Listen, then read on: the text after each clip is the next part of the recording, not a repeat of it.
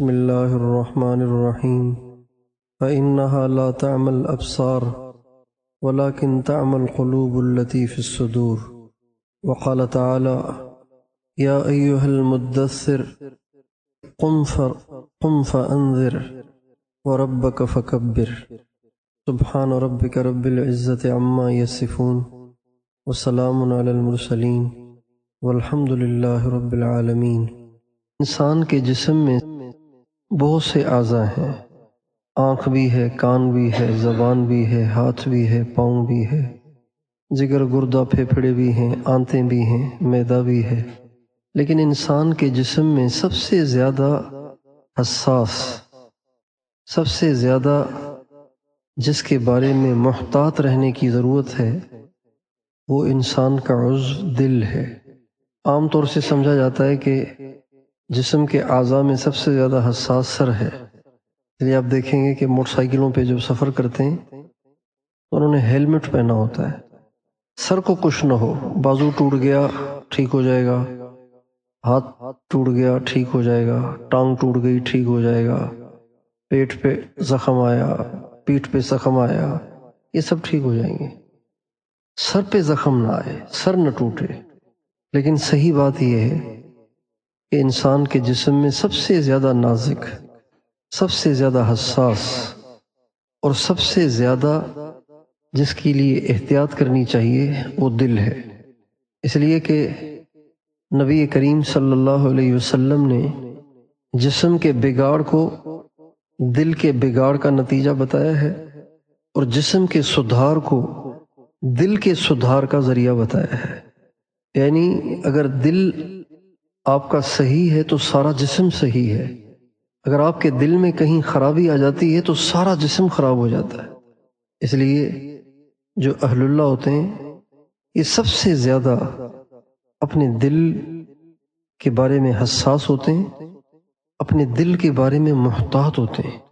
تو انسان کے جسم میں سب سے زیادہ حساس عضو وہ دل ہے۔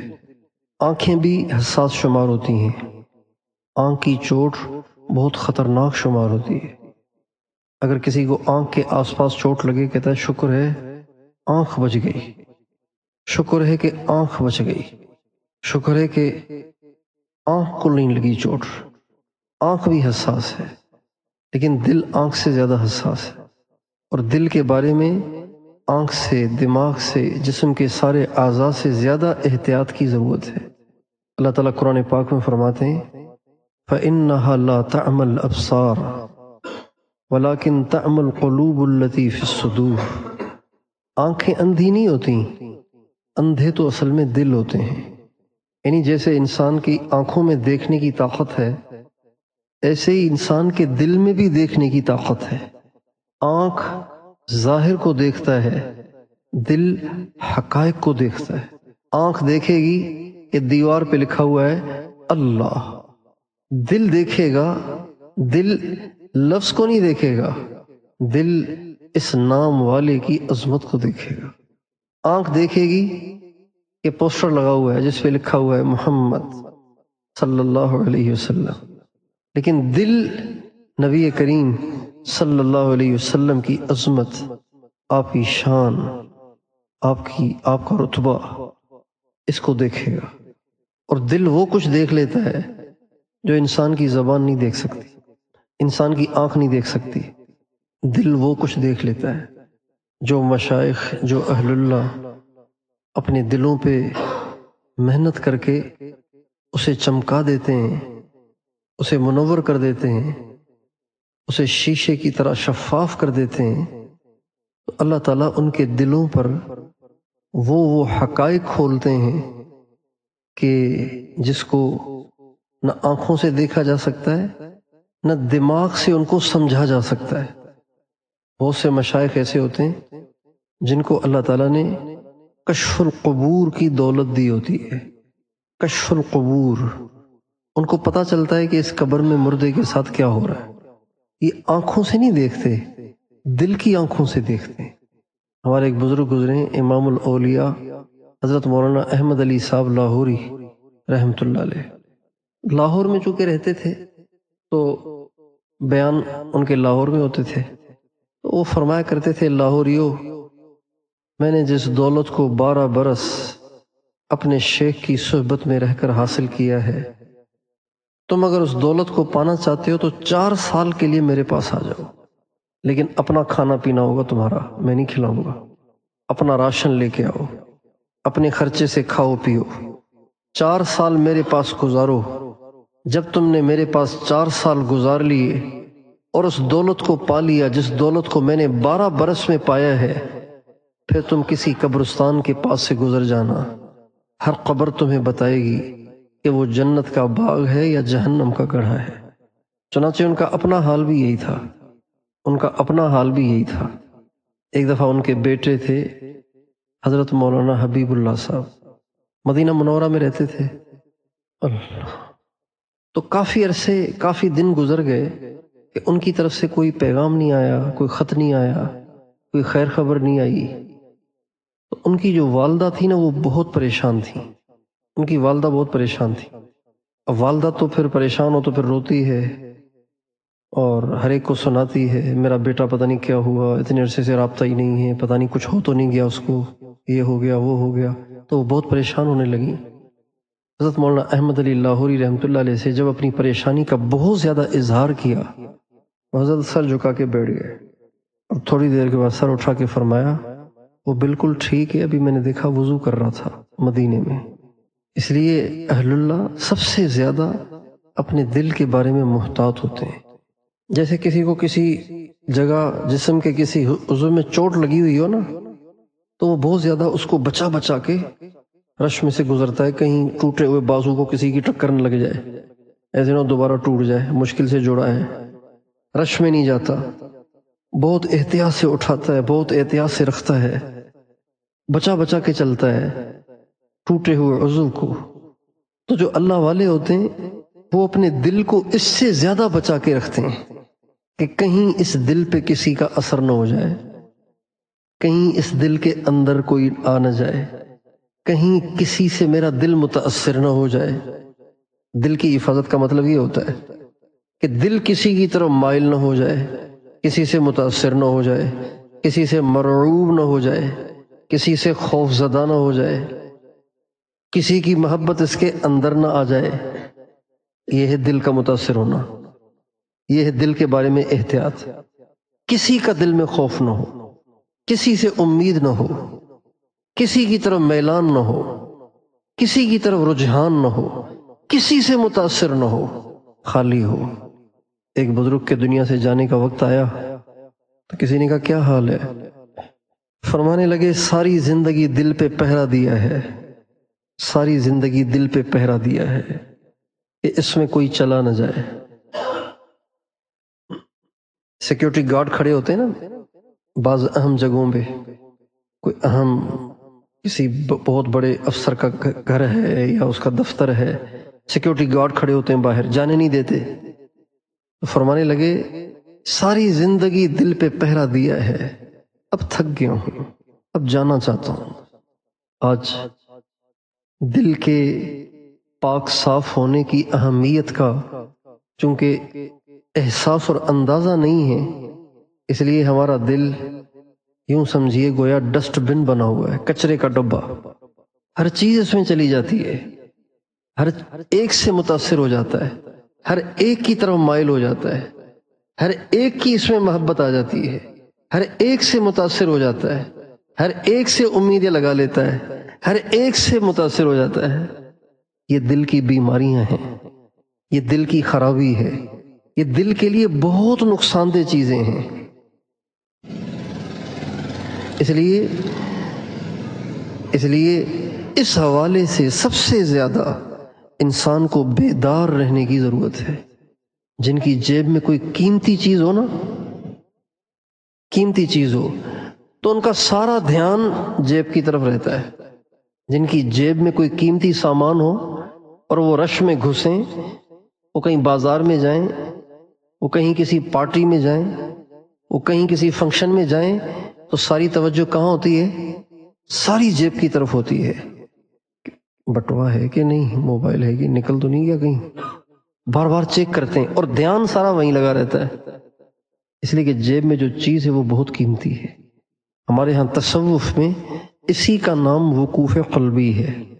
وقوف قلبی اس کا نام ہے کہ ہر وقت دل کی خبر لیتا رہے، کسی غیر کی طرف تو مائل نہیں ہو گیا، کسی پہ عاشق تو نہیں ہو گیا، کسی کی طرف مائل تو نہیں ہو گیا، کسی سے متاثر تو نہیں ہو گیا، اس میں کسی کی محبت تو نہیں آ گئی۔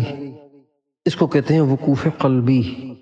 جیسے جیب میں پڑی ہوئی بڑی رقم کی طرف دھیان لگا رہتا ہے کہ کہیں نکل نہ جائے، کہیں کوئی جیب کترا نکال نہ لے، اسی طرح ہر وقت دل کی طرف دھیان رہے کہ کہیں دل میں کوئی اور تو نہیں آ گیا، اللہ کی طرف متوجہ ہے کہ نہیں، اللہ سے متاثر ہے کہ نہیں، اللہ کی محبت اس میں ہے کہ نہیں، اللہ کے غیر کی محبت تو نہیں آ گئی، کسی سے متاثر تو نہیں ہو گیا، کسی سے ڈر تو نہیں گیا، کسی سے امیدیں تو نہیں لگا لی۔ یہ ہے وقوف قلبی۔ تو سب سے زیادہ جس عضو کے لیے احتیاط کو اپنانے کی ضرورت ہے وہ کون سا ہے ہمارے جسم میں؟ یہ جو لوگ فائٹر ہوتے ہیں نا، کھیلتے ہیں، باکسر ہوتے ہیں یا کراٹے مین ہوتے ہیں، کراٹے کھیلتے ہیں، تو یہ اس کو جانتے ہیں کہ انسان کے جسم میں سب سے زیادہ جو نازک جگہیں ہیں نا، ایک تو شرمگاہ ہے اور ایک کن پٹیاں ہیں۔ تو وہ کہتے ہیں دشمن کو اگر تم دیکھ رہے ہو کہ دشمن تم پہ چڑھا چلا آ رہا ہے اور وہ تمہارے قابو میں ہی نہیں آ رہا، تو ان دو جگہوں پہ چوٹ مار لو، وہ ڈھہ جائے گا۔ شرمگاہ کی جگہ کوئی کک مار دو، یا کن پٹی پہ اس کے کوئی زور کا مکہ مار دو، وہیں ڈھہ جائے گا۔ اس لیے آپ نے دیکھا ہوگا کہ باکسر جو ہوتے ہیں نا، باکسر وہ اپنے مکوں کو منہ کے سامنے رکھتے ہیں، حالانکہ سینے کے سامنے رکھنا چاہیے نا۔ سینے کے سامنے رکھنے سے مکے میں زیادہ طاقت ہوتی ہے اور اوپر رکھنے سے مکے میں کم طاقت ہوتی ہے۔ آپ تجربہ کر کے دیکھیے گا، یہاں ہوگا تو زور سے پڑے گا اور یہاں ہوگا تو کم زور پڑے گا، لیکن باکسر یوں رکھتا ہے، کیوں؟ کہیں ادھر نہ لگے، کہیں ادھر نہ لگے۔ جیسے باکسر اپنی کن پٹیوں کو بچاتا ہے اور کراٹے کھیلنے والا اپنی شرمگاہ کو بچاتا ہے کہ کہیں یہاں نہ کک پڑ جائے، یہاں پڑے گی تو پھر میں آگے فائٹ کر نہیں سکوں گا۔ اس سے زیادہ ہمیں اپنے دل کو بچانا ہے کسی کی طرف مائل ہونے سے، کسی پر آ جانے سے، کسی سے متاثر ہو جانے سے، کسی سے ڈر جانے سے، کسی سے امید باندھ لینے سے، کسی سے مرعوب ہو جانے سے، کسی کی محبت کے اندر آ جانے سے ہمیں احتیاط کرنی ہے۔ یہ دل جب اللہ کے غیر سے متاثر ہوتا ہے، یہ دل جب اللہ کے غیر سے ڈرتا ہے، یہ دل جب اس کے اندر اللہ کے غیر کی محبت آ جاتی ہے، یہ دل جب اللہ کے غیر سے امیدیں لگاتا ہے، یہ دل جب اللہ کے غیر سے مرعوب ہوتا ہے، تو پھر یہ اندھا ہو جاتا ہے۔ جیسے آنکھ پہ مکہ پڑا تو اندھا ہو جائے گا آدمی، آنکھ پڑ جائے گی، اندھا ہو جائے گا۔ جب دل میں اللہ کا غیر آ جائے گا تو دل اندھا ہو جائے گا، پھر دل دیکھے گا نہیں۔ جب اندھا ہو جائے گا تو کیا ہوگا؟ جب اندھا ہو جائے گا تو اس کو اندھیرا نظر نہیں آئے گا۔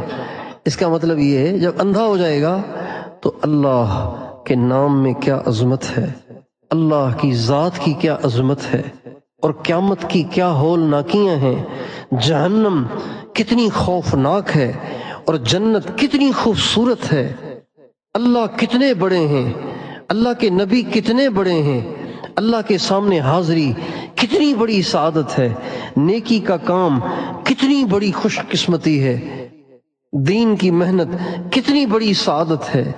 یہ ساری چیزیں سمجھ میں نہیں آتی پھر، بالکل ایسے جیسے 1.5 سال کے بچے کو 5000 کے نوٹ کی ویلیو سمجھ میں نہیں آتی، یہ کیفیت ہو جاتی ہے۔ نماز میں کھڑا ہوگا، دل اندھا ہے، بس کھڑا ہوا ہوگا تو کھجارا ہوگا، ادھر ادھر نظر دوڑ رہی ہوگی اس کی، اور دل کرے گا کہ بس جلدی سے امام صاحب سلام پھیریں اور میں دوڑ لگاؤں باہر کی طرف۔ یہ کیفیت ہوگی اس کی جس کا دل اندھا ہوگا۔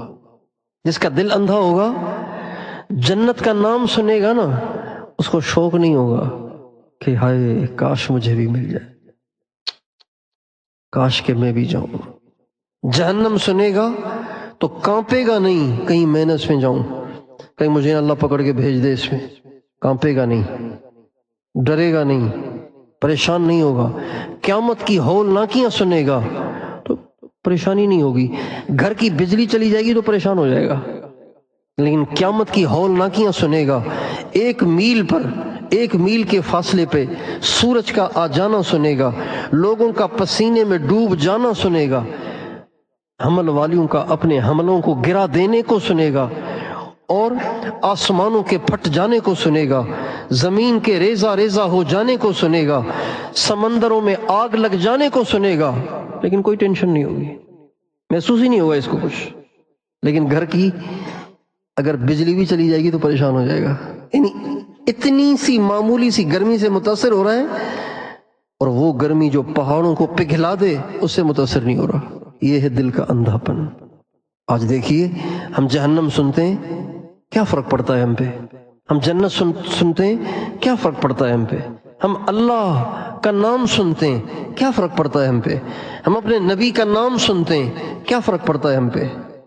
غزوہ بدر کا موقع ہے، ایک بہت طاقتور لشکر سامنے ہے، اور ایک اس کے مقابلے میں انتہائی درجے کا کمزور لشکر مسلمانوں کا سامنے بیٹھا ہوا ہے، انتہائی درجے میں کمزور، تعداد کے لحاظ سے تو کمزور تھا ہی، ہر لحاظ سے کمزور۔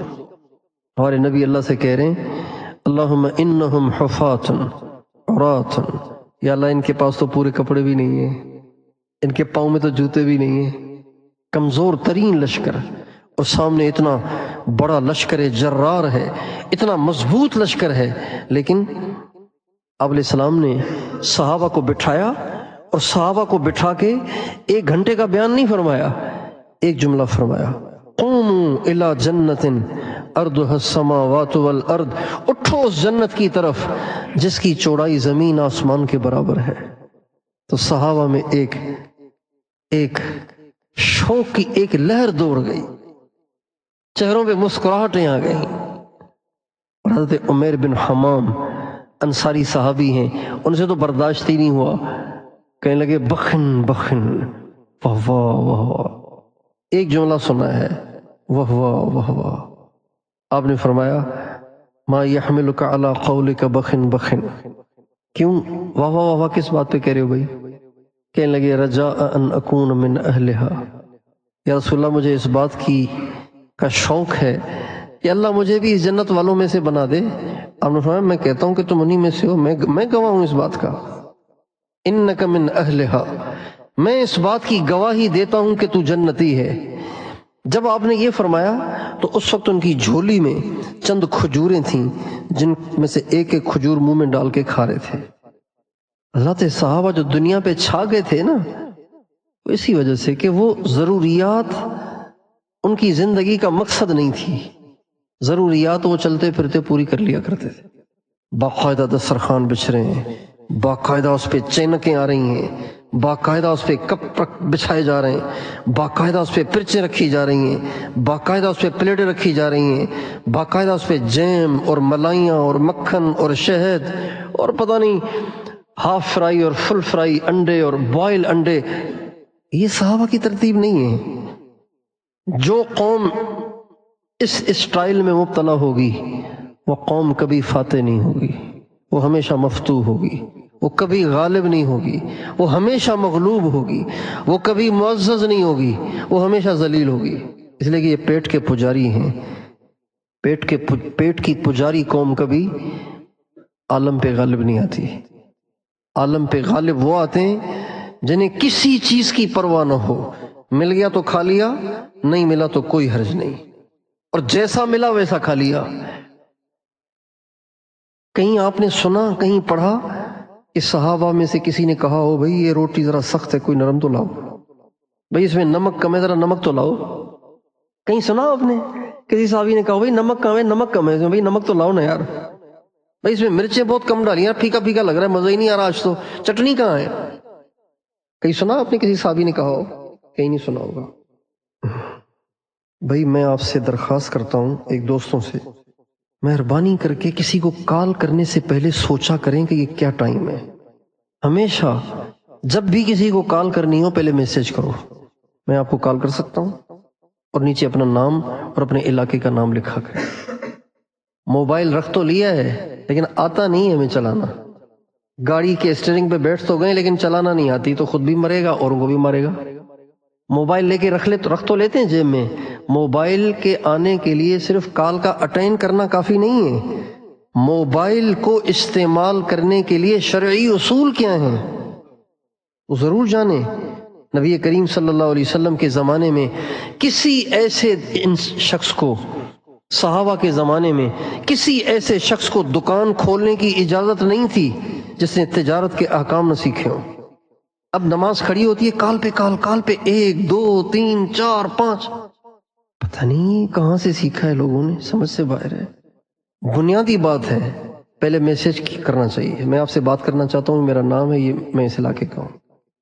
یہ ہوتا ہے طریقہ. آپ کو کسی سے ملنا ہے تو سیدھے اس کے گھر میں گھسنا ٹھیک ہے؟ پوچھنا چاہیے نا بھائی. اس لیے آپ سارے دوستوں سے درخواست ہے یا تو موبائل کو استعمال کرنے کے شرعی اصول سیکھیں یا یہ موبائل بیچ دیں، ورنہ آپ خود بھی گناہگار ہوتے رہیں گے. آپ سمجھ رہے ہیں کہ موبائل تو جائز ہے اور آپ گناہگار ہو رہے ہوں گے. موبائل کے شرعی اصول سیکھیں. موبائل کو استعمال کرنے کا شریعت نے کیا طریقہ بتایا ہے یہ ضرور سیکھیں، ورنہ گناہگار ہوتے رہیں گے آپ. ایک دفعہ ایک ساتھی کی کال آئی رات کو 2 بجے، پتہ نہیں بیچارہ کس ایمرجنسی میں ہوگا. اچھا جی کال اٹھا لو بھائی. جی آپ خیریت سے ہیں؟ کہنے لگا آپ خیریت سے ہیں؟ میں نے کہا جی. اور سب ٹھیک ہے؟ میں نے کہا جی. طبیعت تو صحیح ہے نا آپ کی؟ میں نے کہا جی. یہ تینوں ایک ہی سوال ہے نا؟ ان تینوں کا کیا مقصد ہے؟ ایک ہی سوال ہے کہ نہیں؟ اچھا اور کہاں ہیں آج کل آپ؟ میں نے کہا بھی مقصد کی بات کریں. کہا بس ویسے ہی دل کر رہا تھا آپ کی آواز سن لوں. 2 بجے اب جب سے بیان کے لیے بیٹھا ہوں کال کال کال کال کال کال، سمجھ نہیں رہا کہ بھائی اٹھا نہیں رہا. اگر کوئی ایمرجنسی ہوگی، کوئی مجبوری ہوگی، کیوں نہیں اٹھا رہا؟ پاگل تو نہیں ہے کوئی کہ نہیں اٹھا رہا خام خواہ. موبائل پہ ہمارے علماء نے ایک باقاعدہ کتاب لکھی ہے، موبائل کے شرعی اصول. کتاب آپ سب خریدیں اور اس کو پڑھیں کہ موبائل استعمال کرنے کے لیے اللہ کا حکم کیا ہے اور اللہ کے نبی کی اس موقع پہ سنت کیا ہے، تاکہ اس کے مطابق ہم استعمال کریں. ابھی چند دن پہلے ایک ساتھی، دیندار آدمی، باشر آدمی، نیک آدمی، اس کے موبائل پہ آئی کال تو میوزک بجنا شروع ہو گیا. تو میں نے کہا قاری صاحب اس کی ٹون تو تبدیل کریں، یہ کیسی ٹون لگائی ہوئی ہے آپ نے یار؟ کہ جب سے میں نے خریدا ہے مجھے تو آتا ہی نہیں ہے، جب سے خریدا ہے تب سے یہی لگی ہوئی ہے. بھائی آتا نہیں تو پھر خریدا کیوں ہے؟ چلا کیوں رہے ہیں پھر آپ جب آتا ہی نہیں ہے تو؟ اس کا مطلب ہے ہم میوزک کو میوزک نہیں سمجھتے، حرام کو حرام سمجھنا ہی ہم نے چھوڑ دیا ہے، اور حرام کو حلال سمجھنا کفر ہے. حرام کا ارتکاب کرنا حرام سمجھ کر یہ فسق و فجور ہے، اور حرام کو حلال سمجھنا یہ کفر ہے. اس سے آدمی کا ایمان ٹوٹ جاتا ہے. حضرت عمیر بن حمام رضی اللہ تعالیٰ عنہ کہنے لگے بخن بخن واہ واہ واہ واہ. آپ نے کہا کیوں؟ کہنے لگا جی میرا بھی دل چاہتا جنت میں جاؤں، اور میں گواہی دیتا ہوں تو جنتی ہے. اس وقت ان کی جھولی میں کھجوریں تھیں اور وہ ایک ایک اٹھا کے کھا رہے تھے.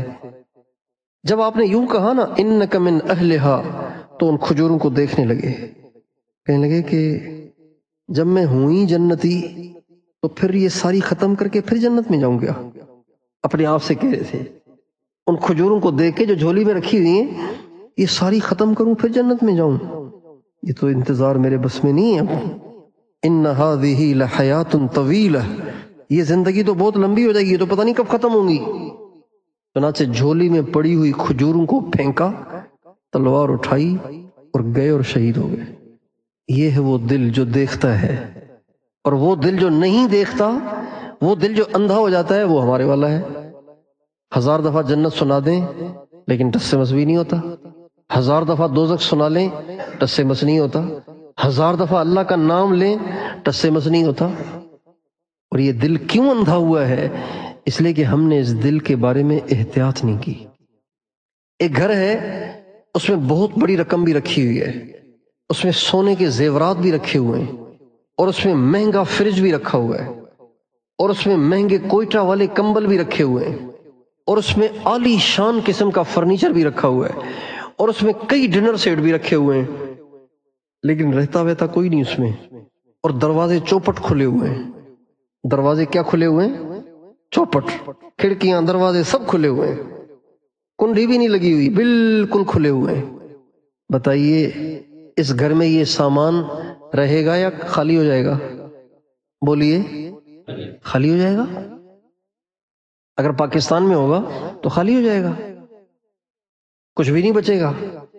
تو آج ہم نے اپنے دل کے دروازے چوپٹ کھولے ہوئے ہیں، ہر ایک اندر، ہر ایک اندر، ہر ایک. کوئی بے ریش نظر آیا وہ بھی اندر، کوئی عورت گزری وہ بھی اندر، کوئی اچھی گاڑی دیکھی وہ بھی اندر، کسی کو اچھے کپڑے دیکھے وہ بھی اندر، کسی کے پاس نوٹوں کی دستی دیکھی وہ بھی اندر، کسی کو دیکھا کہ بڑی زبردست گاڑی میں سائرن بج رہے ہیں، دائیں بائیں گارڈوں کی گاڑیاں بھاگ رہی ہیں، وہ گاڑی بھی اندر، گارڈ بھی اندر، گاڑی والا بھی اندر. سب سے دل متاثر ہو رہا ہے، سب اندر جا رہے ہیں نا. بتائیے دل کا ہم نے کیا حشر کر دیا.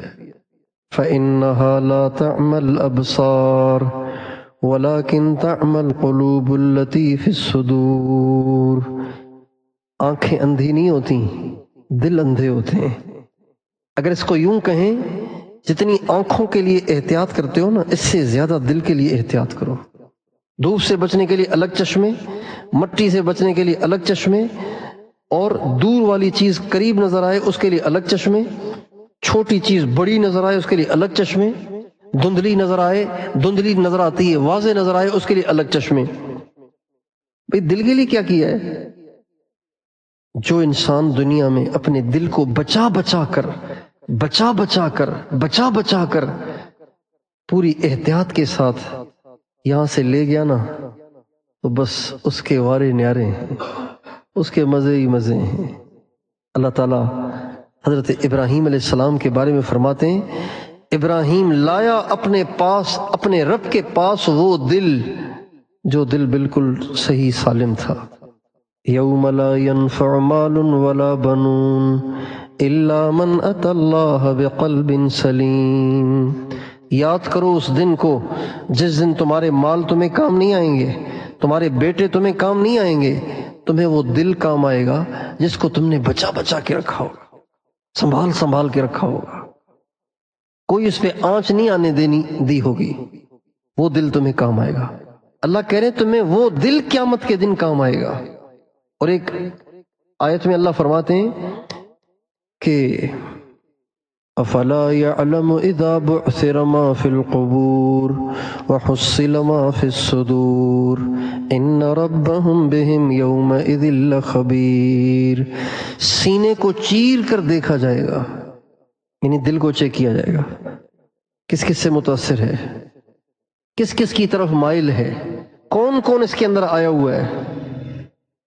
اس لیے میرے دوستو، ہر ایک کو یہ بات سمجھ میں نہیں آئے گی، یہ صرف سالک کو سمجھ میں آئے گی. یعنی یہ اس کو سمجھ میں آئے گی جو اللہ کے تعلق کا طالب ہے، جو اللہ کی معرفت کا طالب ہے، اللہ کے قرب کا طالب ہے، اللہ کے نور کا طالب ہے. اس کو یہ بات سمجھ میں آئے گی. جب انسان پیدا ہوتا ہے نا، تو سب سے پہلی آواز جو اس کے کان تک پہنچانے کا حکم ہے، سب سے پہلی آواز جو بچے کے کان تک پہنچانے کا حکم ہے، وہ کون سی ہے؟ اللہ اکبر، اللہ سب سے بڑا ہے. کیا مطلب؟ ایک آدمی کسی دفتر میں گیا کسی کام سے، تو چپڑاسی سے مصافحہ کر رہا ہے، کلارک سے مصافحہ کر رہا ہے، اس سے مل رہا ہے، اس سے مل رہا ہے، اس سے مل رہا ہے، اس سے مل رہا ہے، بس انہی میں کبھی اس کے پاس جا رہا ہے، کبھی اس سے مصافحہ کر رہا ہے، کبھی اس سے مصافحہ کر رہا ہے، کبھی اس کو دیکھ رہا ہے، کبھی اس کے پاس بیٹھ رہا ہے، کبھی اس کے پاس بیٹھ رہا ہے.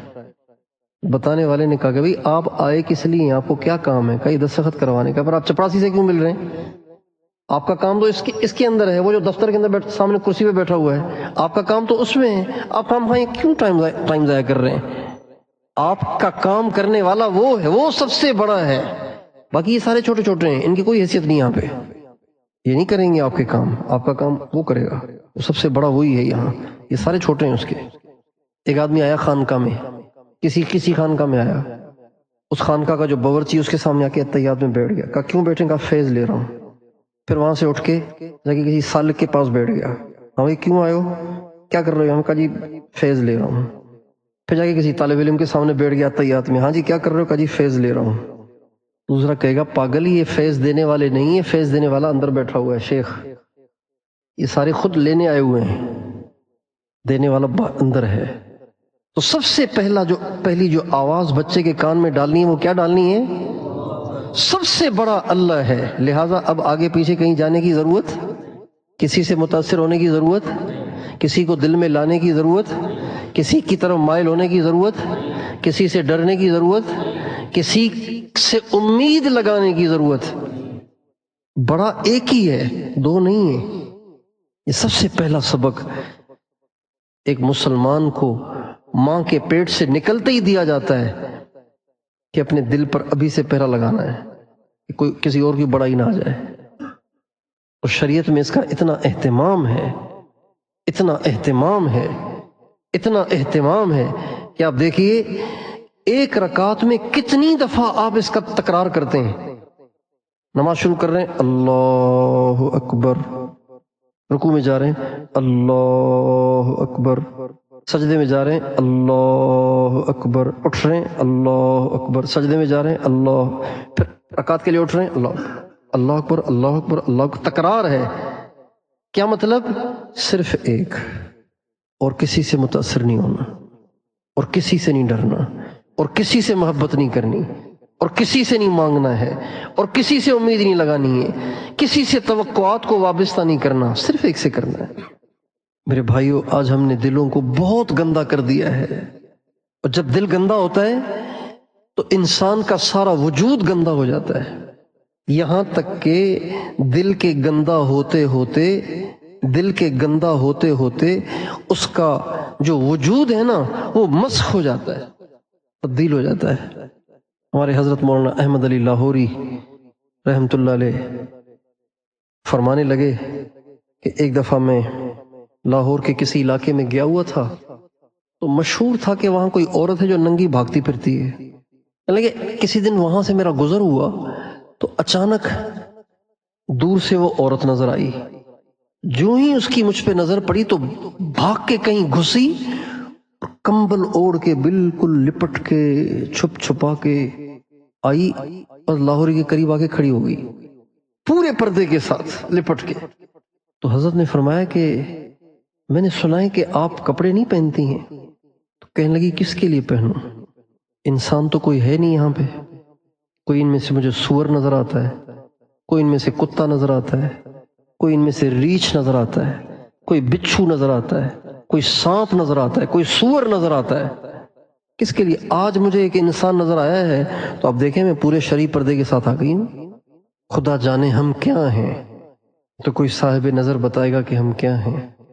ہم اسی ظلم میں ہیں کہ بھئی ہم تو بڑے انسان ہیں، اور ہم تو بڑے دیندار ہیں، اور ہم تو بڑے یہ ہیں اور وہ ہیں۔ بھئی یہ تو کوئی صاحب نظر ہی بتائے گا کہ ہم کیا ہیں۔ اس لیے میرے دوستو، اپنے دلوں کو بچا کے چلنے کی ضرورت ہے، اپنے دلوں کو چھپا کے رکھنے کی ضرورت ہے، اپنے دلوں کے بارے میں بہت زیادہ محتاط رہنے کی ضرورت ہے کہ یہ دل کسی سے متاثر نہ ہو۔ بس جیسے گندے پانی سے گزرتے ہوئے ہم پانچے چڑھا لیتے ہیں نا، چھینٹا نہ پڑ جائے، نماز کے لیے جا رہا ہوں کہاں دوں گا پھر۔ اس سے زیادہ ہمیں یہ کرنے کی ضرورت ہے۔ حضرت امام ربانی مجدد الفسانی رحمۃ اللہ علیہ ایک دفعہ تشریف لے جا رہے تھے تو گندا پانی کھڑا ہوا تھا، ساتھ ہی ایک پتلی سی جگہ تھی سوکھی ہوئی جہاں سے گزر کے حضرت نماز کے لیے تشریف لے جا رہے تھے۔ سامنے سے کتا آ رہا تھا اسی خشک جگہ پہ، تو اب حضرت نے سوچا کہ کتے نے نماز تو پڑھنی نہیں ہے، نماز کے لیے تو میں جا رہا ہوں، تو کتا پانی میں اتر جائے تاکہ میں ذرا خشک جگہ سے گزر کے چلا جاؤں تاکہ میرے کپڑے خراب نہ ہوں۔ تو کہتے ہیں اللہ تعالیٰ نے کتے کو گویائی دی اور کہا حضرت صاحب میں تو اتر جاؤں گا، لیکن اگر میں اتر گیا تو آپ کا دل گندا ہو جائے گا کہ آپ افضل ہیں اور میں تو بدتر ہوں، کتا ہوں۔ اس لیے آپ اتر جائیں، کپڑے دھل جائیں گے اور بہت جلدی پاک ہو جائیں گے، لیکن اگر آپ نے مجھے اتار دیا نا تو آپ کا دل گندا ہو جائے گا، اور جب دل گندا ہوتا ہے تو بڑی مشکل سے پاک ہوتا ہے۔ ہمارے بزرگ گزرے ہیں حضرت مولانا شاہ عبد القادر صاحب رائے پوری رحمۃ اللہ علیہ، ان کے جو خادم خاص تھے جنہوں نے ساری زندگی 40 سال ان کی خدمت کی۔ کتنے سال خدمت کی؟ اپنے شیخ کی کتنے سال خدمت کی؟ جب پاکستان بنا، حضرت رائے پوری کا انتقال ہوا ہے 1962 میں، پاکستان بنا 1947 میں، پاکستان بننے کے بعد بھی 15 سال انہوں نے خدمت کی۔ جب پاکستان بنا، چونکہ رہتے انڈیا میں تھے، جب پاکستان بنا ہمارے حضرت حاجی عبدالوہاب صاحب کے پیر بھی یہی تھے، شاہ عبد القادر رائے پوری رحمۃ اللہ علیہ۔ جب پاکستان بنا تو حضرت رائے پوری نے مولانا عبد المنان صاحب سے، جو ان کے خادم تھے، ان سے پوچھا، ہاں بھئی عبد المنان تمہارا کیا پروگرام ہے؟ چونکہ سارے مسلمان کوئی پاکستان جا رہے تھے، کوئی وہیں ٹھہر رہے تھے، کوئی وہاں جا رہے تھے، کوئی یہاں ٹھہر رہے تھے، کوئی وہاں جا رہے تھے، کوئی یہاں ٹھہر رہے تھے، ہر طرف یہی بھگدڑ مچی ہوئی تھی، پاکستان جائیں یہاں ٹھہریں، پاکستان جائیں یہاں ٹھہریں۔ تو حضرت شاہ عبد القادر رائے پوری رحمۃ اللہ علیہ نے اپنے خادم خاص، جنہوں نے 25 برس ان کی خدمت کر لی ہے اور آگے کے لیے اب کچھ پتہ نہیں چل رہا کہ اب کیا ہوگا، تو مولانا عبد المنان سے پوچھا، ہاں عبد المنان تمہارا کیا خیال ہے؟ کہ حضرت جہاں آپ وہاں یہ خادم۔ تو فرمانے لگے ہم تو یہیں رہیں گے، ہندوستان میں ہی رہیں گے۔ تو کہا جی میں بھی پھر آپ کے ساتھ ہی رہوں گا۔ چنانچہ ان کے ساتھ ہی رہے اور مرتے دم تک ان کے ساتھ رہے، 40 برس ان کے ساتھ رہے۔ حضرت مولانا عبد المنان صاحب کی ہم نے زیارت کی، وہ ہمارے حاجی صاحب کے پاس آیا کرتے تھے اور حاجی صاحب ان کا بہت احترام کرتے تھے اور بہت ان کا خیال کرتے تھے۔ میں حاجی صاحب کے پاس کھڑا ہوا تھا تو حاجی صاحب نے اپنا کرتا بھی اتارا، پھر بنیان بھی اتارا، ان کے سامنے بنیان بھی اتارا۔ جب بنیان اتارا تو حاجی صاحب کے یہ جو پستان سے نیچے جو پیٹ کا حصہ ہے، اس پہ یوں کٹ لگا ہوا تھا، ناف تک کٹ لگا ہوا تھا، جیسے آپریشن کا کٹ ہوتا ہے نا، ایسے کٹ لگا ہوا تھا۔ تو مولانا عبد المنان صاحب نے حاجی صاحب سے پوچھا، یہ میرے سامنے کی بات، مولانا عبد المنان صاحب نے حاجی صاحب سے پوچھا، بھائی عبدالوہاب یہ کیا ہے؟ یہ کس چیز کا نشان ہے؟ کہ آپ کو پتہ نہیں میرا آپریشن ہوا تھا، میں فوت ہو گیا تھا، آپ کو پتہ نہیں میں فوت ہو گیا تھا؟ کہ اچھا وہ کیسے؟ پھر حاجی صاحب نے پورا واقعہ سنایا۔ نشتر اسپتال ملتان میں حاجی صاحب کا معدہ خراب رہتا تھا۔ فرمانے لگے کہ میں نے خود سنا، فرمانے لگے کہ 18 برس میں نے فاقے کاٹے۔ کتنے برس؟ 18 برس میں نے بھوک برداشت کی، یہاں تک کہ میرے پیٹ میں کیڑے پڑ گئے، اور پھر یہ مرض اتنا بڑھا کہ ڈاکٹروں نے کہا آپریشن ہوگا۔ چنانچہ ان کا جب آپریشن ہوا تو دوران آپریشن حاجی صاحب فوت ہو گئے، نشتر ہسپتال میں ملتان میں۔ اور حاجی صاحب کے جو سرجن تھے ان کا نام تھا ڈاکٹر نور احمد نور، میں خود ان سے ملا، ڈاکٹر نور احمد نور، انہوں نے آپریشن کیا حاجی صاحب۔ حاجی صاحب مولانا عبد المنان صاحب سے فرمانے لگے کہ جب میرا آپریشن ہوا نا نشتر ہسپتال میں تو میں فوت ہو گیا تھا، پھر میرے پاس فرشتے آئے اور وہ میری روح کو لے کے گئے جنت البقیع۔ تو میں نے کہا یہ کون سی جگہ ہے؟ کہنے لگے یہ جنت البقیع ہے۔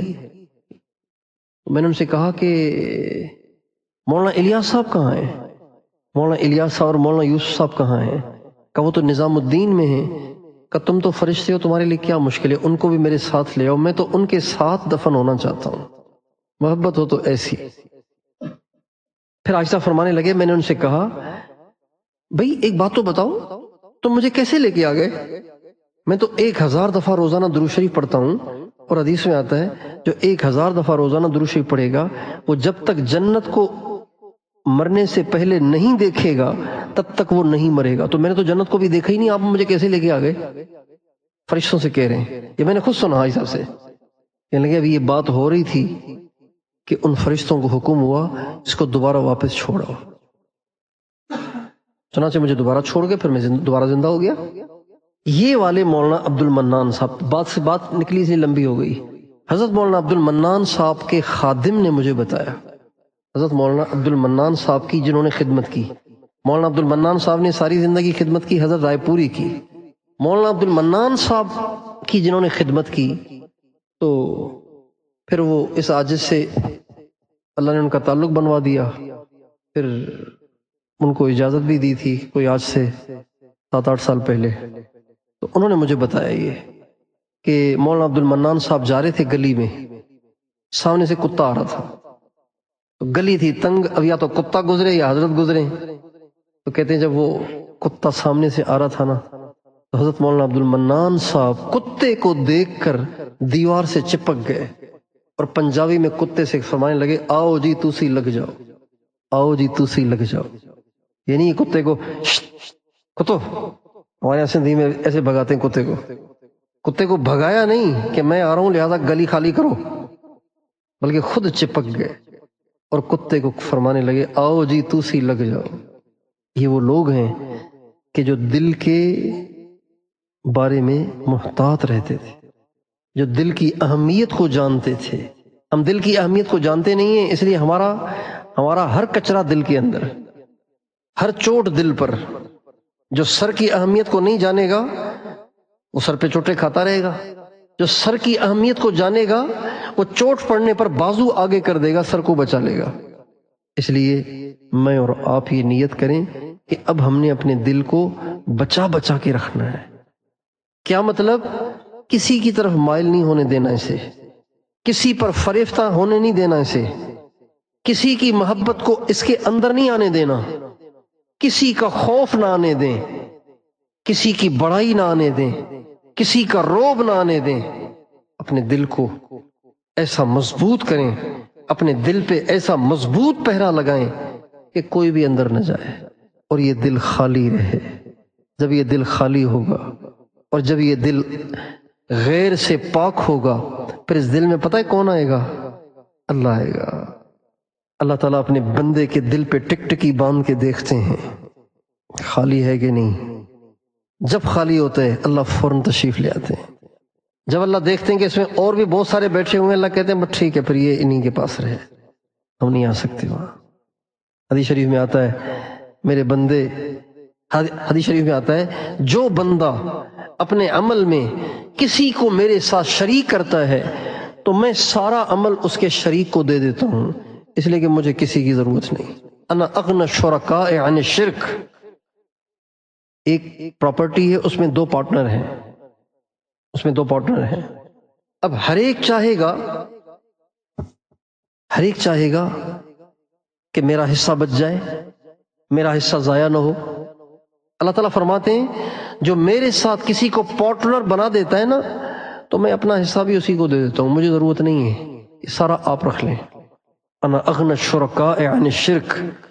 میں دنیا کے سارے پارٹنروں سے زیادہ بے نیاز ہوں.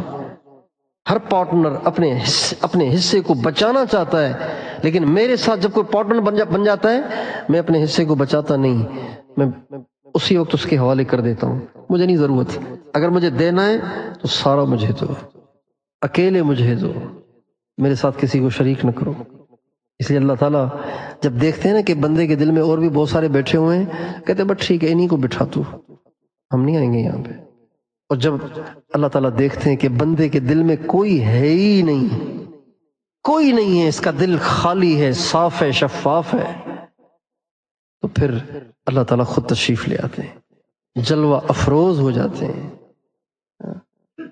ابراہیم علیہ السلام کو جب آگ میں پھینکا جانے لگا تو فرشتوں نے آ کے اللہ کو کہا اللہ میاں آپ کے ابراہیم کو آگ میں جلایا جا رہا ہے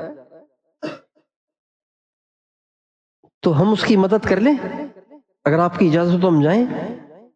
تو اللہ تعالیٰ نے فرمایا ان استغاث بکم فاغیثوہ، جاؤ لیکن پہل نہ کرنا، پیش کر دینا اپنے آپ کو، اگر وہ کہیں مدد کرنے کو تو کر دو. چنانچہ فرشتے آئے اور انہوں نے آ کے اپنی خدمات کو پیش کیا اور انہوں نے پوچھا کہ آپ کو اللہ نے بھیجا ہے؟ کہا نہیں، اللہ سے ہم پوچھ کے آئے ہیں، بھیجا نہیں اللہ نے، لیکن اللہ سے ہم پوچھ کے آئے ہیں. تو فرمایا پھر مجھے تمہاری حاجت نہیں. اما الیکما فلا واما الی اللہ فبلا. ضرورت ہے لیکن تمہاری نہیں، جس کی ضرورت ہے وہ جانتا ہے. اور ایک روایت میں یوں بھی آتا ہے کہ ان فرشتوں نے کہا تو پھر آپ اللہ سے مانگی لینا، آپ کو ہماری بھی ضرورت نہیں، اللہ سے بھی نہیں مانگ رہے ہیں تو اللہ سے تو مانگے نا. تو فرمانے لگے علمہ بحالی حسبی ان سؤالی. اس کو پتہ تو ہے نا کہ مجھے جلایا جا رہا ہے، تو بس پھر اب میں کیا کہوں کہ مجھے بچاؤ، یعنی اس کا مطلب ہے مجھے اس کی محبت میں جلنا منظور نہیں ہے، یہ کہوں اللہ سے؟ میں کیوں کہوں؟ کہ مجھے آپ کی محبت میں جلنا منظور نہیں، بس اس کو پتہ ہے یہی میرے لیے کافی ہے۔ اب جب اللہ تعالیٰ نے دیکھا کہ حضرت ابراہیم کے دل میں کوئی ہے ہی نہیں، پھر اللہ آیا کہ نہیں آیا؟ بولیے آیا کہ نہیں آیا؟ فَأَرَادُوا بِهِ كَيْدًا فَجَعَلْنَاهُمُ الْأَسْفَلِينَ۔ اللہ تعالیٰ فرماتے ہیں انہوں نے جتنی تدبیریں ابراہیم کو جلانے کے لیے چلائی تھیں ان ساری تدبیروں کو میں نے فیل کر دیا اور ان سب کو نامراد اور ناکام کر دیا اور اپنے ابراہیم کو آگ سے بچا لیا۔ یہ اللہ پاک صرف حضرت ابراہیم سے نہیں چاہتے تھے، ہم سب سے اللہ یہ چاہتے ہیں کہ ہمارا دل صرف ایک کا ہو، ہمارا دل صرف ایک سے ڈرتا ہو، ایک سے متاثر ہو، ایک پہ فریفتہ ہو، ایک سے خوف زدہ ہو۔ اللہ یہ چاہتے ہیں۔ تو اللہ کرے ہمیں اس کی سمجھ آ جائے کہ دل کو کتنا بچانے کی ضرورت ہے۔ یوم لا ينفع مال ولا بنون الا من اتى اللہ بقلب سلیم۔ سبحان اللہ۔ تو اپنے دل کو سلیم بنائیں گے۔ ہر تمنا دل سے رخصت ہو گئی، ہر تمنا دل سے رخصت ہو گئی، اب تو آ جا، اب تو آ جا، اب تو آ جا، اب تو خلوت ہو گئی، ایک تجھ سے کیا محبت ہو گئی، ایک تجھ سے کیا محبت ہو گئی، ساری دنیا ہی سے نفرت ہو گئی، اب تو آ جا، اب تو خلوت ہو گئی، لاکھ جھڑکو اب کہاں پھرتا ہے دل، لاکھ جھڑکو اب کہاں پھرتا ہے دل، ہو گئی اب تو محبت ہو گئی، اب تو آ جا، اب تو خلوت ہو گئی۔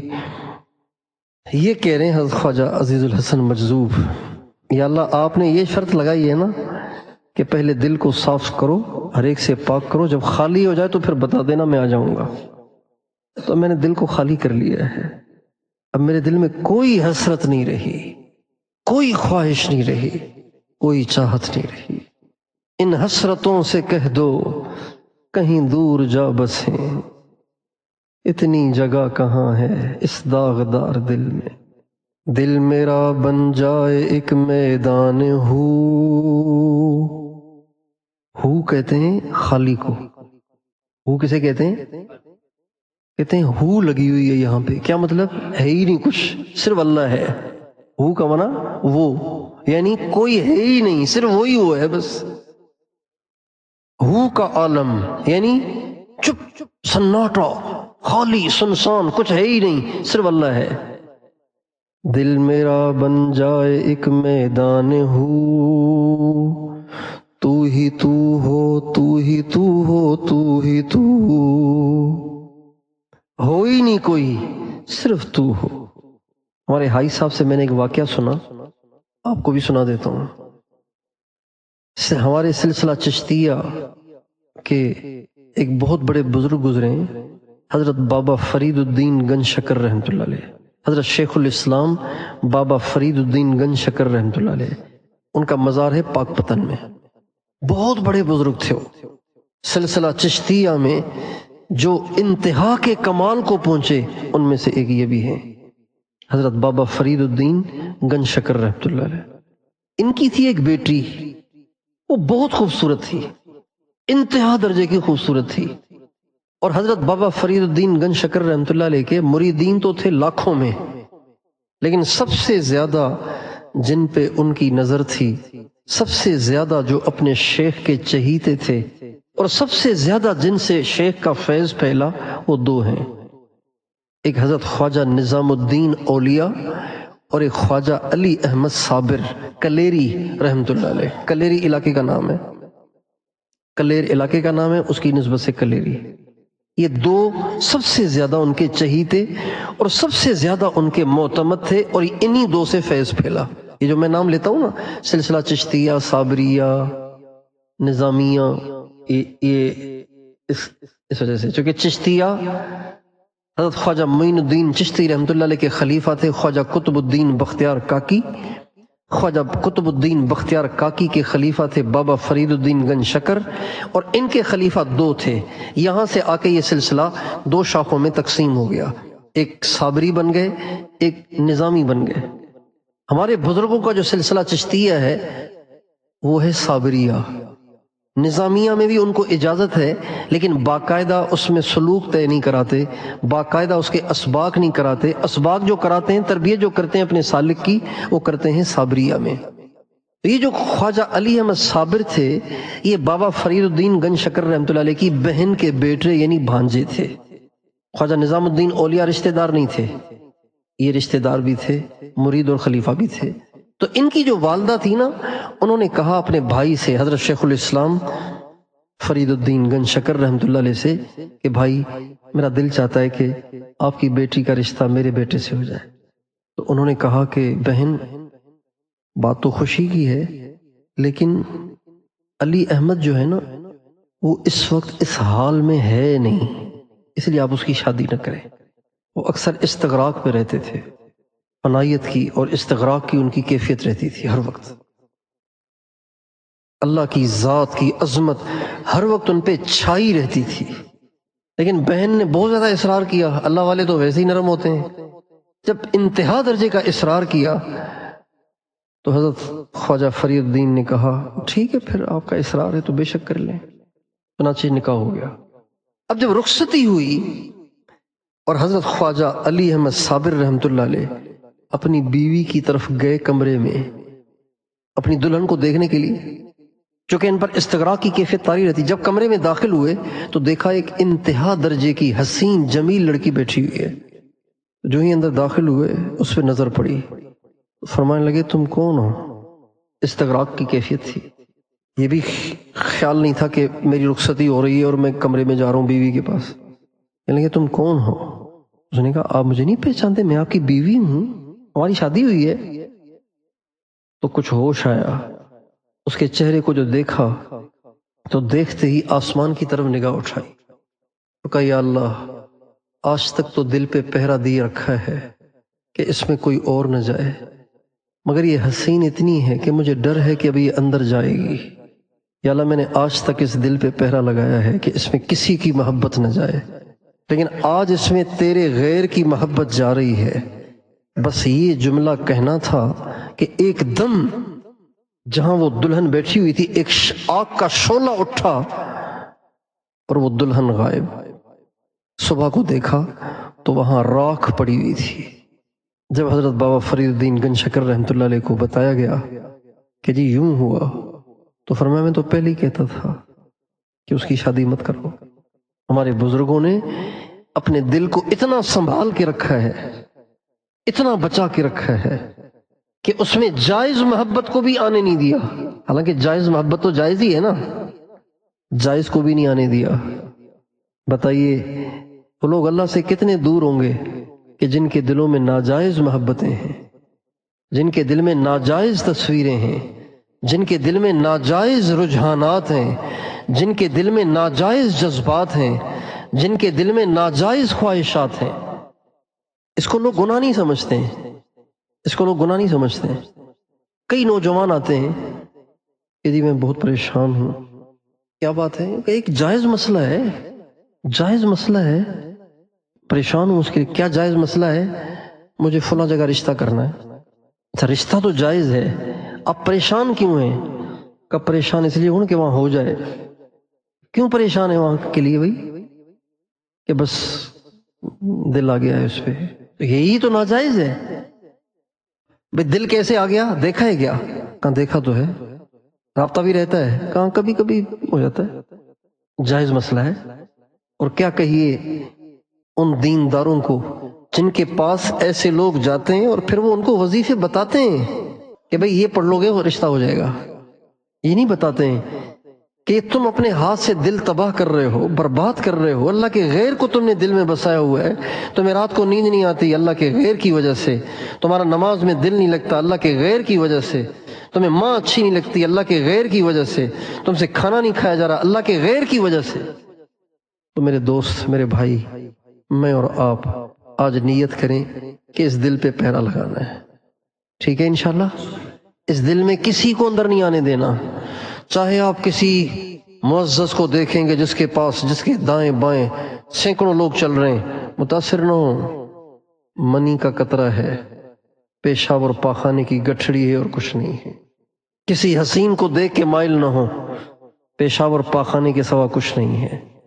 ہمارے مولانا سعید خان صاحب رحمۃ اللہ علیہ کسی باہر ملک گئے، وہاں کوئی بڑی بلڈنگ تھی اور لوگ پتہ نہیں کہاں کہاں سے، دور دراز ملکوں سے اس بلڈنگ کو دیکھنے جاتے تھے کہ بھئی بلڈنگ بہت بڑی ہے لہذا اس کو دیکھنے جا رہے ہیں، جیسے مینار پاکستان دیکھنے جاتے ہیں لوگ پاکستان یا لاہور میں۔ میرے ساتھ ایک دفعہ بچے تھے، لاہور میں گیا تو بچوں نے کہا مینار پاکستان دیکھنا، میں نے نوٹ نکال کے دکھا دیا، میں نے کہا یہ مینار پاکستان یہ ہے۔ پاکستان دیکھنے کیا جا رہے ہو بھائی؟ وہاں پہ کوئی کعبہ ہے، گنبد خضرا ہے، کیا دیکھنے جا رہے ہو بھائی؟ مٹی کا بنا ہوا ایک پلر ہے بس، اور کیا ہے شکل اس کی، یہ دیکھو نوٹ پہ، کہ بلڈنگ دیکھنے جا رہے ہیں۔ تو آپ پتہ نہیں دنیا میں کہاں کہاں سے لوگ آتے ہیں دیکھنے کے لیے، آپ لوگ چلیں گے تو مولانا فرمانے لگے وہ کھڑی مٹی ہے، یہ پڑی مٹی ہے، سب مٹی ہے، ہمیں دیکھنے کی کوئی ضرورت نہیں۔ مٹی کو دیکھنے جاتے ہیں کیا؟ یہ پڑی مٹی ہے، وہ کھڑی مٹی ہے تو ساری مٹی، کچھ بھی نہیں ہے، کچھ بھی نہیں ہے۔ پیشاب اور پاخانہ، گندگی اور خون، گوشت، کھال، ہڈیاں، رگیں، بس یہی ہے نا، اور کیا ہے؟ انسان کس چیز کا مجسمہ ہے؟ عنبر اور مشک سے بنا ہوا ہے کیا؟ کستوری سے بنا ہوا ہے کیا؟ ہڈیاں، گوشت، جلد، رگیں، ان میں خون اور پیٹ میں پاخانہ اور پیشاب، اس کے مجموعے کا نام انسان ہے۔ اب بتائیے یہ دل لگانے کے قابل ہے؟ اتنا قیمتی دل جو اللہ کی جلوہ گاہ ہے، جو اللہ کا مسکن ہے، جس میں اللہ کو دیکھنے کی طاقت ہے۔ ہمارے مولانا الیاس صاحب فرماتے تھے اللہ کا شکر ہے جب چاہتا ہوں حضور کو دیکھ لیتا ہوں، تو آنکھوں سے نہیں، دل کی آنکھوں سے دیکھ۔ دل کے آئینے میں ہے تصویر یار، جوں ذرا گردن جھکائی دیکھ لی۔ ہمیں دیواریں پھلانگنی نہیں پڑتی اپنے محبوب کو دیکھنے کے لیے، ہمیں صرف گردن جھکانی پڑتی ہے۔ تو دل میں تو آتا ہے نظر میں نہیں آتا، تو دل میں تو آتا ہے سمجھ میں نہیں آتا، میں جان گیا بس تیری پہچان یہی ہے۔ جس دل کو اللہ نے ایسی صلاحیتیں دے رکھی ہوں، اس دل کو ہم نے کچرے پہ خام ایک پیالہ ہے، اس پہ آیت الکرسی لکھی ہوئی ہے اور اس میں پتہ نہیں کیا کیا آیات لکھی ہوئی ہیں، پتہ نہیں اللہ کے نام لکھے ہوئے ہوتے ہیں نا ایسے پیالے۔ ایک آدمی کو جب کبھی تھوک آتی ہے وہ اسی میں تھوک دیتا ہے، اسی میں بلغم نکال رہا ہے، وہ کہیں گے پاگل، بلغم تو آپ کسی گندے سے گندے برتن میں بھی ڈال سکتے ہیں، یہ تو پاکیزہ برتن ہے، اللہ کے نام لکھے ہوئے ہیں اس پہ تو زمزم ڈالو۔ تو یہی حال ہے ہمارے دلوں کا آج، ہر ایک اندر گھسا جا رہا ہے، دروازے چوپٹ کھلے ہوئے ہیں، ہر ایک گھسا جا رہا ہے اندر۔ تو ایسے اپنے دل کے دروازوں پہ گارڈ کھڑے کریں کہ جو کسی کو اندر پھٹک نہیں نہ دیں، ٹھیک ہے انشاءاللہ؟ دل کے دروازوں پہ گارڈ کھڑے کریں گے، یہ ہم کر سکتے ہیں، یہ ہمارے بس میں ہے۔ ہمارے حاجی صاحب کا انتقال ہوا تو کسی کو ان کی زیارت ہوئی، انہوں نے پوچھا کہ حضرت قبر میں آپ کے ساتھ کیا ہوا؟ تو فرمانے لگے فرشتے آئے مجھ سے سوال کرنے کے لیے، تو اللہ تعالیٰ نے فرمایا اس سے کیا پوچھو گے، یہ میرے سوا کسی کو جانتا ہی نہیں، کیا پوچھو گے اس سے، اس کے سامنے ہے ہی ایک، کئی ہو نا پھر پوچھو گے کہ بتاؤ ان میں سے کون تمہارا رب ہے، اس کے سامنے ہے ہی ایک، تو پوچھنے کا کیا فائدہ، کیا مطلب؟ ہائے ہائے سننے والوں نے ان کو یہ بات کہتے ہوئے بہت سنا، یا اللہ ہم کچھ نہیں چاہتے، ہم تجھے چاہتے ہیں۔ یا اللہ ہم کچھ نہیں چاہتے، ہم وہ چاہتے ہیں جو تو چاہتا ہے۔ میں نے خود نہیں سنا، مجھے کسی نے بتایا، کبھی شاید حاجی صاحب کی زبان سے یہ جملہ نکلا ہو، میں نے کبھی نہیں سنا، مجھے کسی نے بتایا کہ میں نے یہ سنا حاجی صاحب سے، یا اللہ دل چیر کے دیکھ، اس میں تیرے سوا کچھ نہیں ہے۔ اگر ان کی بات سچی ہے تو ٹھیک ہے، نہیں تو پھر تو اپنے دل کی حفاظت کریں گے۔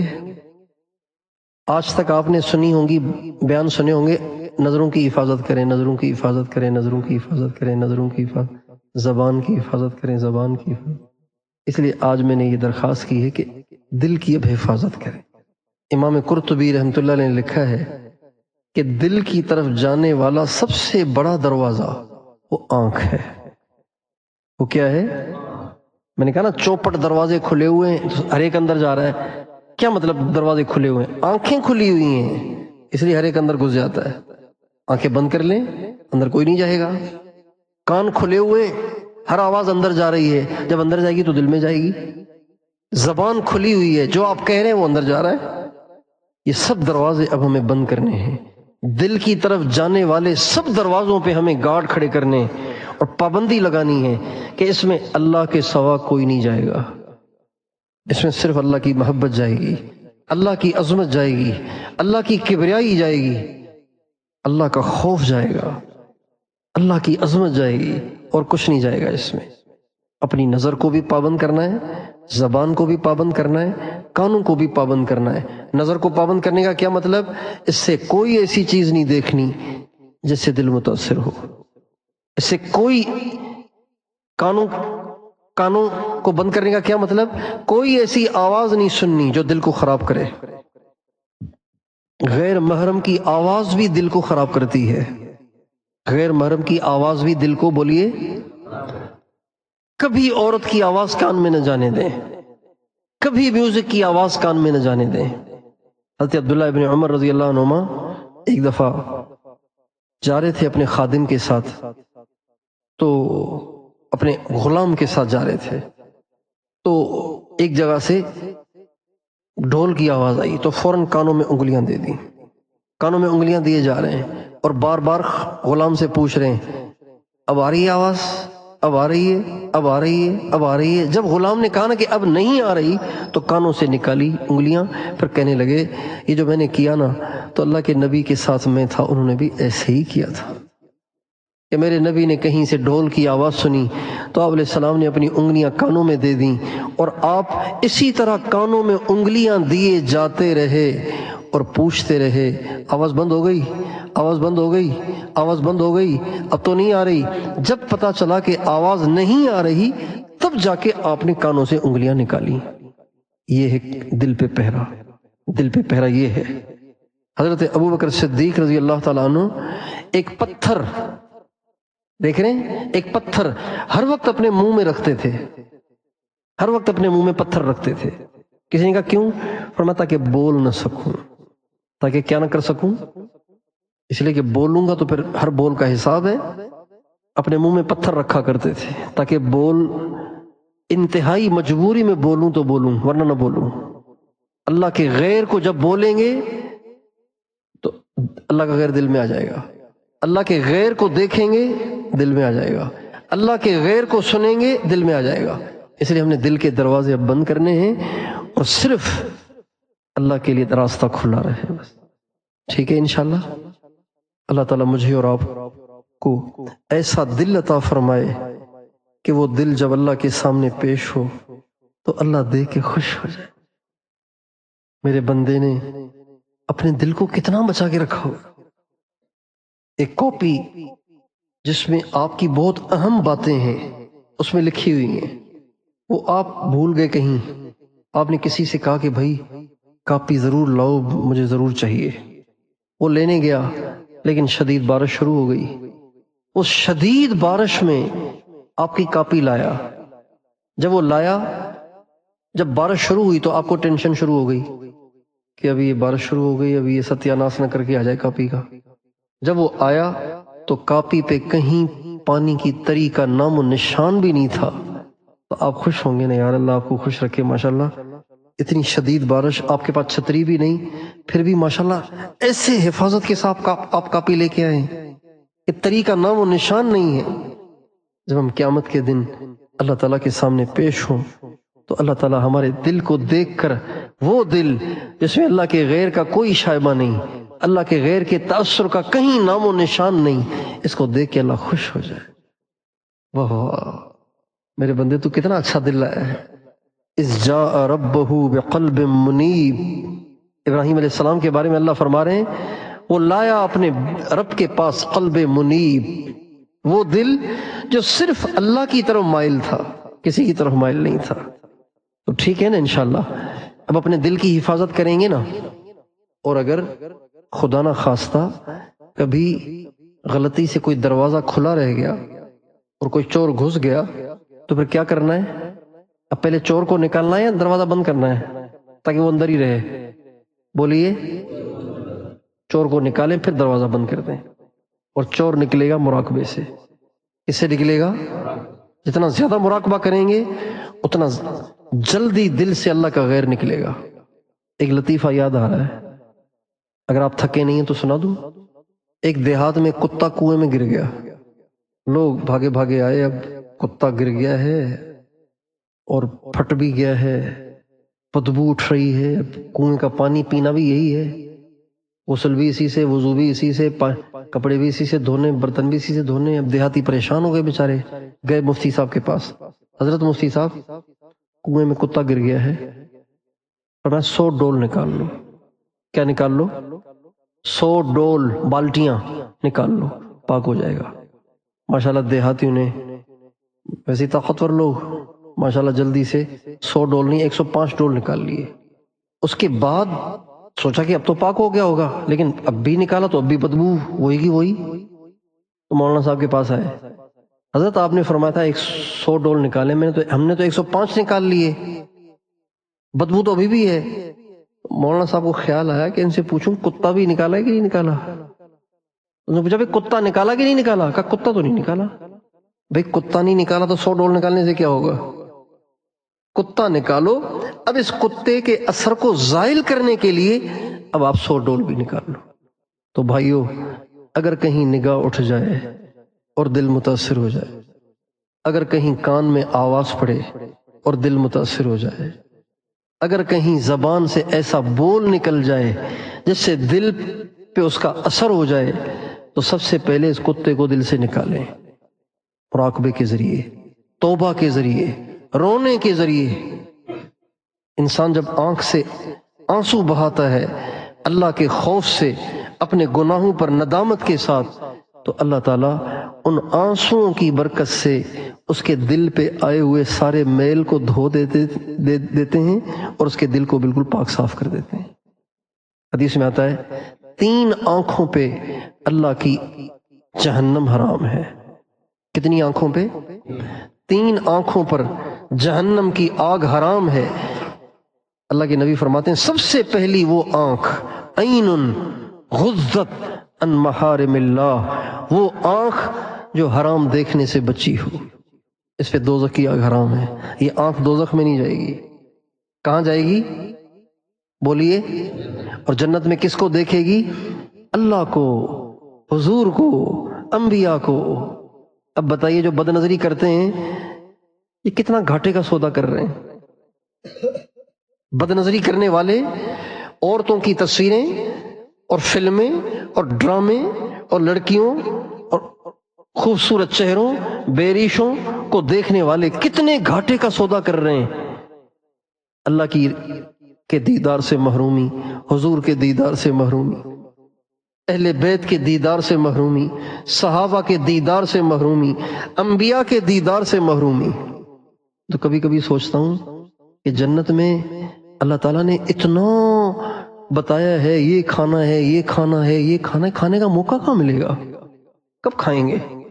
مرتے ہی سب سے پہلے کوشش کریں گے حضور کو دیکھیں، پھر کہیں گے حضرت ابراہیم علیہ السلام سے ملیں، پھر کہیں گے حضرت موسیٰ علیہ السلام سے ملیں، عیسیٰ علیہ السلام سے ملیں، انبیاء سے ملیں، حضرت ابوبکر صدیق سے ملیں، حضرت عمر سے ملیں. ایک ایک کے پاس اگر 10-10 15-15 منٹ بھی بیٹھیں تو کھانے کا موقع کہاں ملے گا؟ اگر یہاں حضرت جی تشریف لے آئیں، یہاں حضرت آ کے یہاں بیٹھیں اور میں آپ سے کہوں آپ جائیں کھانے کے لیے، آپ میں سے کوئی کھانے کے لیے جائے گا؟ آپ کہیں گے بھائی یہ تو پہلی دفعہ تشریف لائیں، اتنے بڑے بزرگ، یار ہم پہ زیارت تو کرنے دو بھائی، کھانا کہاں کھایا جائے گا؟